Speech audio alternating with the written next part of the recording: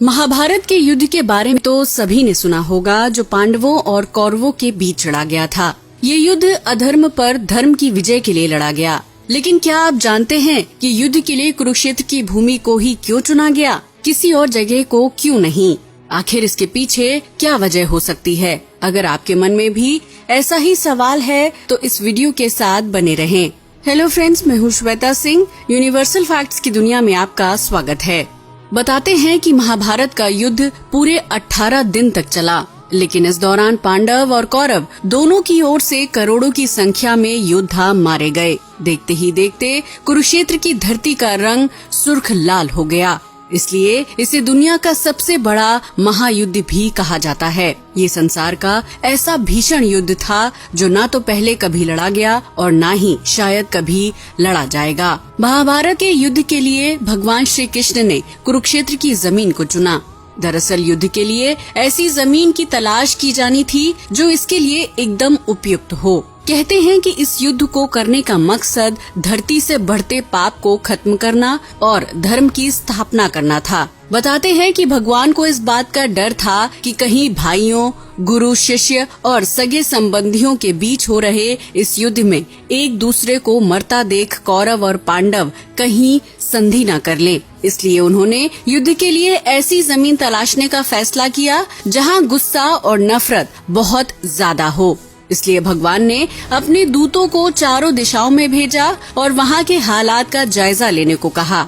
भगवान के आदेश पर उनके दूत खोज में निकल पड़े। सभी भगवान को अपने द्वारा तलाशी गई जगहों के बारे में एक एक कर बताने लगे। इस दौरान एक दूत ने बताया कि वो एक ऐसी जगह गया जहां एक बड़े भाई ने अपने छोटे भाई को खेत की मेंढ टूटने पर बहते हुए पानी को रोकने के लिए कहा, लेकिन छोटे भाई ने ऐसा करने से साफ मना कर दिया। इस बात पर बड़े भाई को इतना गुस्सा आया कि उसने छोटे भाई को छुरे से गोद कर मार डाला। लेकिन बड़े भाई को तब भी शांति नहीं मिली और वो छोटे भाई की लाश को घसीटते हुए उस मेंढ के पास ले गया जहां से पानी निकल रहा था। उसने भाई के शव को पानी रोकने के लिए लगा दिया। इस कहानी को सुनने के बाद भगवान ने निश्चय कर लिया कि युद्ध इसी जगह होगा। इसी जगह का नाम था कुरुक्षेत्र। अब भगवान को विश्वास हो गया था कि कुरुक्षेत्र की जमीन के संस्कार भाइयों के बीच प्रेम पैदा नहीं होने देंगे। दूसरी कहानी, कुरु राजा।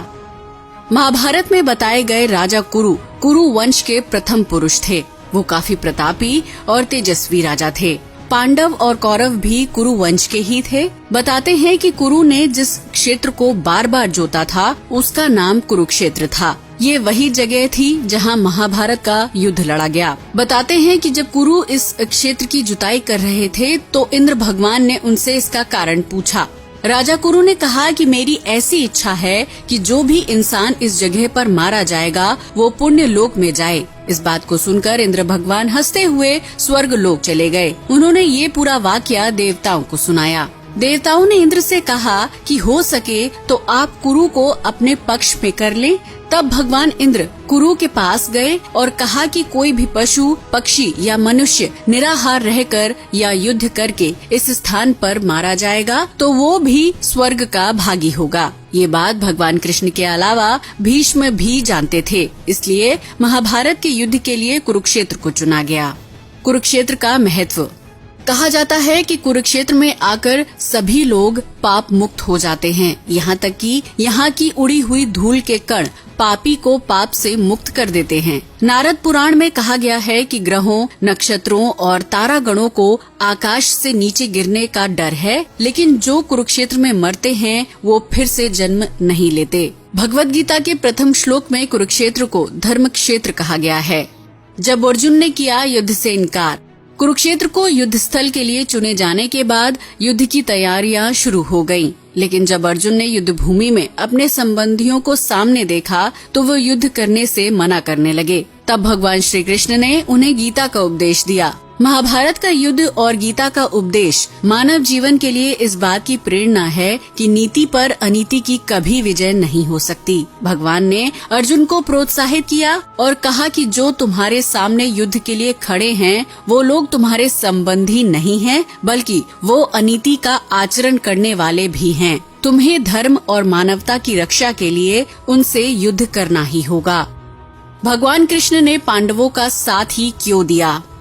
महाभारत ग्रंथ के मुताबिक पांडव भगवान श्री कृष्ण की बुआ के बेटे थे। भगवान की रणनीति थी कि पांडव संख्या में कम होने के बावजूद भी महायुद्ध में विजेता बने। खास बात तो ये है कि पांडवों की संख्या कौरवों की सेना के सामने कुछ भी नहीं थी। कृष्ण भगवान ने पांडवों से रिश्ता होने की वजह से उनका साथ नहीं दिया, बल्कि इसलिए दिया क्योंकि पांडव धर्म के लिए लड़ रहे थे और कौरव अनीति से पांडवों का अधिकार छीनना चाहते थे। महाभारत के युद्ध को कृष्ण ने क्यों नहीं रोका?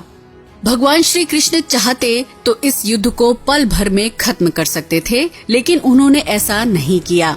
उन्होंने युद्ध होने तो दिया, लेकिन खुद युद्ध में नहीं उतरे। दरअसल ये उनकी रणनीति थी। भगवान ने महाभारत में अस्त्र न उठाने का निश्चय किया और केवल अर्जुन के सारथी बनकर युद्ध भूमि में गए थे।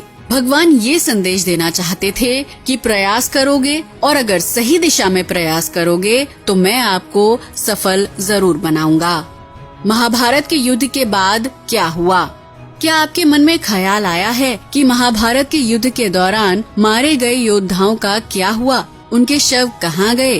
कुरुक्षेत्र में मारे गए योद्धाओं के शव इसलिए नहीं मिले क्योंकि उस युग में शवों के साथ भी दुर्व्यवहार नहीं किया जाता था। दिन ढलने के बाद युद्ध को रोक दिया जाता था और जिन लोगों के शव भूमि पर पड़े होते थे उन्हें उनके परिवार को सौंप दिया जाता था। इन शवों के अंतिम संस्कार के बाद सिर्फ राख ही बचती थी। कहा जाता है कि जिस दिन भीष्म पितामह ने अंतिम सांस ली, उस दिन कुरुक्षेत्र की भूमि को जला दिया गया। ऐसा इसलिए किया गया था ताकि युद्ध में मारे गए हर योद्धा को स्वर्ग में जगह मिल सके और उनके शवों का शुद्धिकरण हो जाए।